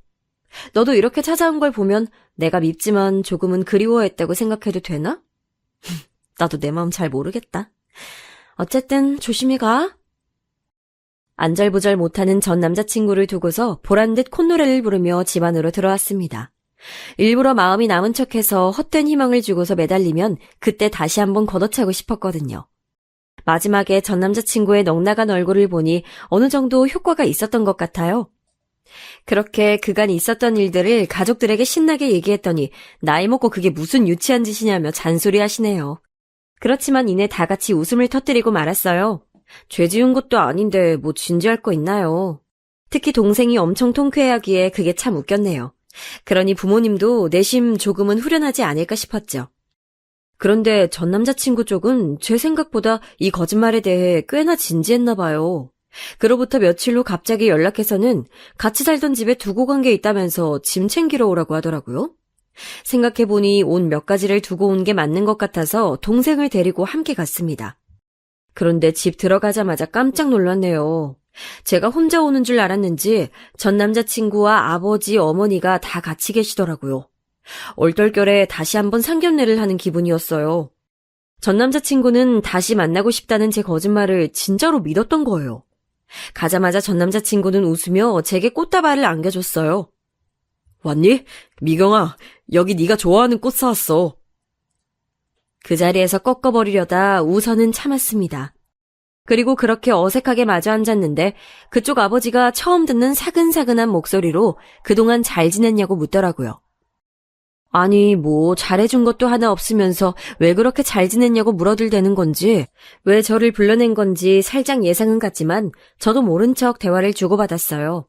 그러다 할 얘기가 떨어질 때쯤 그제야 너무나 속이 뻔히 보이는 말을 하더라고요. 역시 그 집은 염치를 모르는 무지한 집안이 맞았어요. 우리가 그때 이 결혼에 대해 조금 더 생각해보자고 했던 거 기억나지? 전에 듣기론 두 사람 다 고민도 많이 했고 얘기도 나눌 만큼 나눈 것 같은데 시간도 꽤 지났고 이제 미룰 것도 없지. 늦춰진 만큼 결혼 준비를 앞당겨 다시 했으면 하는데 네 생각은 어떠니, 아가? 우선 깊게 얘기하기 전에 먼저 사과해주세요. 저희 아빠 직업 폄하하고 집안 욕하셨던 거요. 사과 없이는 전 한마디도 할 수 없어요. 그래, 뭐 그때는 본의 아니게 미안했다. 하지만 다시 말하는데 분명 오해였어. 그런 의도로 얘기했던 게 아닌데 네가 너무 예민하게 들었잖니. 그래서 그래. 그쪽 부모님은 여전히 제 탓을 하더군요. 제가 너무 예민하게 들었다면서 말입니다. 분명히 무시, 비하 발언까지 해놓고서 말이죠. 그래놓고 제가 그대로 넘어가 줄 거라 생각했다면 오산인데요. 전 일단 알겠다며 생각해보겠다고 돌아가 달라 했습니다. 전 남자친구에게도 그렇게 똑같이 전달했고요. 생각? 나한테도 생각할 시간이 필요하지 않겠어? 어쨌든 우리가 그 역경과 고난을 다 딛고 이렇게 만나는 건데 생각해보고 말해줄게. 전 남자친구가 애타하는 얼굴이 눈에 띄게 보였지만 전 일단 다 꼴보기 싫어 돌려보냈어요. 그리고 진짜 복수를 할 시점은 일주일 후 생각이 끝났다며 만나자고 한 때로 잡았습니다. 그쪽에선 어떻게 생각할지 모르지만 철저히 거짓으로 준비된 쇼에 불과했죠. 전 이날을 위해 단단히 마음의 준비를 했고 당일이 되자 예약해둔 한정식 집으로 향했습니다. 근데 혼자 나가려 했건만 동생이 아무래도 불안하다며 자기도 함께 나가겠다고 하더라고요. 그래서 동생과 함께 참석하게 됐죠. 미경아 왔어? 우리 일찍 와서 기다리고 있었어. 절 보자마자 전 남자친구는 어찌나 설레하던지 안쓰러울 정도로 제게 애정을 구걸하더라고요. 계속 제 생각이 났다는 둥, 회사에서 한 행동은 미안하다는 둥, 그쪽 부모님 역시 마찬가지였습니다. 하지만 저는 그저 그 자리를 유유히 즐기는 태도로 그들의 말을 한 귀로 듣고 한 귀로 흘리며 조용히 식사를 이어갔어요. 떠들어대는 건 그쪽이었습니다. 너희들 신혼집은 어디로 잡을 거냐는 말부터 시작해서 이왕이면 강남이 좋겠다는 말과 더불어 결혼 준비 위주의 대화를 이어나가더라고요. 전 별말 안 하고 그저 부모님과 상의해보겠단 말만 덧붙일 뿐이었는데요. 전 이 상황이 참 우스웠습니다. 그런데도 그쪽 부모님은 도대체 무슨 염치인지 마지막 하이라이트는 그쪽 어머니가 하신 말씀이었어요. 옛날부터 생각해온 사업이 있었다며 가족 경영이다 뭐다 해서 같이 회사를 꾸려나갈 꿈을 꾸고 있다고 하더라고요. 도대체 그런 말씀들은 왜 하시는 걸까요? 이유야 뻔했습니다. 전 그 속셈이 너무 빤히 보여 역겨울 정도였고요. 거기다 전 남자친구는 이제 완전히 제가 넘어왔다고 생각이 됐는지 은근히 제 손까지 자정스레 잡아가며 100억대 자산가 집의 딸인데 못 도와줄 게 뭐 있냔 식으로 말하더라고요. 아, 현기증이 이렇습니다. 그때 이젠 제가 슬슬 나서야겠다는 생각이 들더라고요. 아, 그런데요. 이 자리는 상견례가 아닌데요. 그게 무슨 말이니, 아가? 저 상견례에 상자도 꺼낸 적이 없어요. 이 자린 제대로 사과받기 위해 만든 자리죠. 저희 부모님 욕보이게 한 그 말씀이요. 근데 왜 자꾸 결혼 얘기를 하시는지 모르겠네요. 뭐라고? 아니, 우리가 뭘 했다고 사고까지나 해. 얘, 저번에 말했잖니. 네가 예민하게 받아들인 거라고. 아, 그런가요? 그럼 이것부터 정리해볼게요. 앞서 말하신 단계가 좀 이상한데요? 분명 저와 준호 씨는 파혼하고 헤어졌는데 다시 연애하는 것도 아니고 다시 결혼을 하라고요?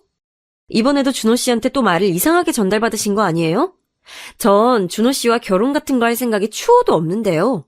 제가 미쳤다고 나이 먹고도 거짓말 치는 인간이랑 결혼을 생각할까 봐요? 뭐야?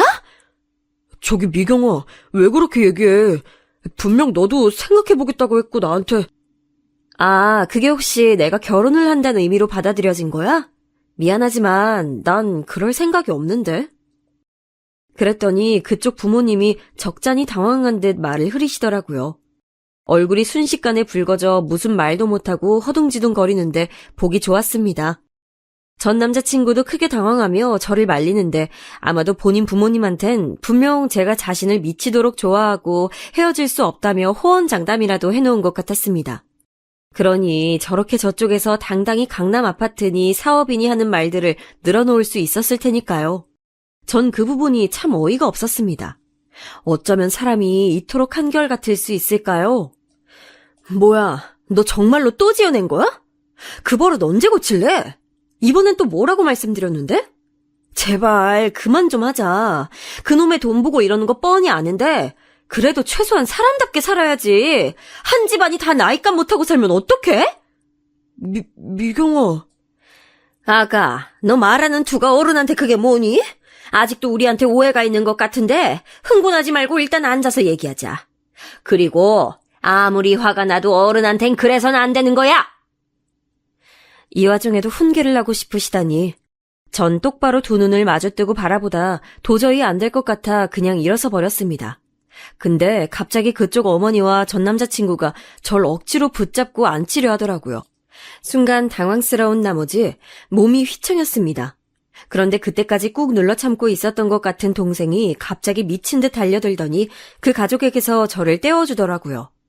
동생이 그렇게 목청이 좋은 건 처음 봤어요. 이거 나! 우리 언니 놓으라고! 어딜 그 더러운 손을 대! 인간도 아닌 것들이! 처음 보는 동생의 모습에 당황했지만 얘도 그동안 옆에서 제가 당해온 험한 꼴 보면서 얼마나 답답했을까 싶어서 그냥 큰 소리치게 내버려뒀죠. 그리고 전 이 자리에 동생을 데리고 나오길 잘했단 생각을 하며 마지막으로 제 딴에 마무리를 했습니다. 더는 보지 않길 바라면서요. 아버지, 어머니, 만나서 반가웠습니다만 저 이만 가볼게요. 이제 와서 저를 붙잡으시려는 것 같은데 이미 많이 늦어서요. 쓸데없이 후회하진 않았으면 좋겠네요. 그리고 아들이 30 넘도록 거짓말하는 버릇은 꼭 매를 들어서라도 고치셔야겠어요.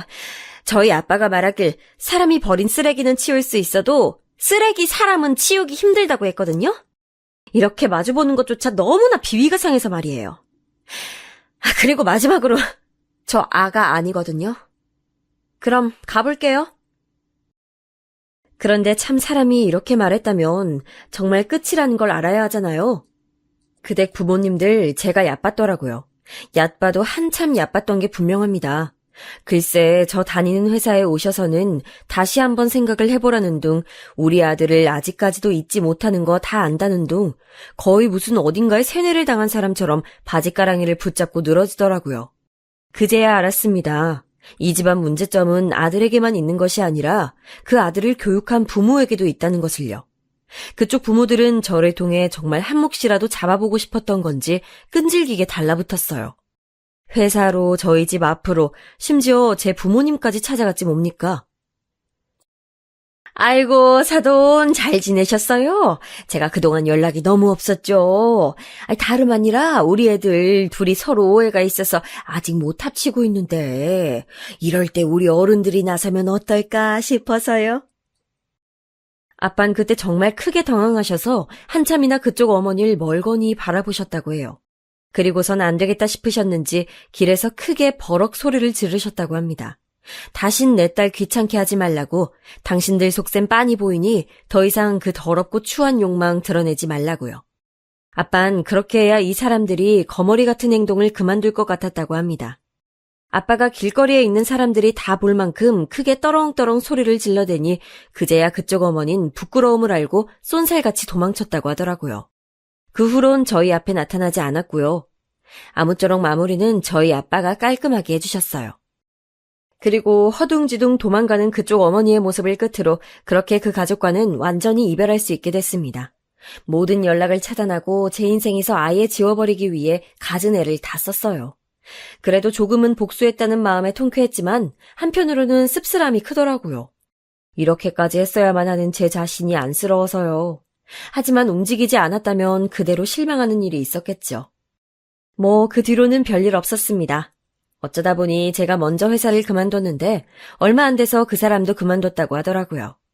본인은 이 직장에 평생 뼈를 묻을 거라고 얘기해 왔었는데 무슨 연유로 그만둔 건지 정확히는 모르지만 아마도 회사 사람들 눈이 따가워서 그랬던 거겠죠. 그 후로 어떻게 됐는지는 알고 싶지도 않아서 굳이 찾아보진 않았네요. 아마도 새로 직장을 구하더라도 그 나쁜 버릇을 고치지 않으면 또다시 힘들어질 텐데 말이죠. 전 남자친구도 그의 가족분들도 예전보다는 조금 더 사람답게 인간성을 지키며 살아가고 있길 바랄 뿐이에요. 제가 일을 그만둔 건 거짓말 때문이거나 다른 껄끄러운 이유는 아니에요. 예상치 못하게 아주 거한 액땜을 하면서 지쳤던 시간들을 스스로 보상해주기 위해서 조금 쉬고 싶었거든요. 아무리 불같은 저여도 이번 일은 참 지난하고 고생스러운 시간들이었거든요. 저에게도 소중한 직장이었던 터라 그만둘 때 눈물이 찔끔 나긴 했지만 분명 저에게 더 알맞은 일이 따로 있지 않을까 싶어요. 당분간은 아무 생각 없이 특히 연애와 결혼 생각은 일절 금지한 채 나를 위해서만 즐기고 누리고 빚진 이들에게 은혜를 갚으면서 올 한 해도 보람차게 보내려고 합니다. 여기까지 저의 다사다난한 사연이었습니다. 혹시 끝까지 읽느라 피곤하셨나요? 그렇다면 이것보다 더 재밌는 일이 여러분의 오늘 남은 하루 중에 생길 거라 살짝 예언해봅니다.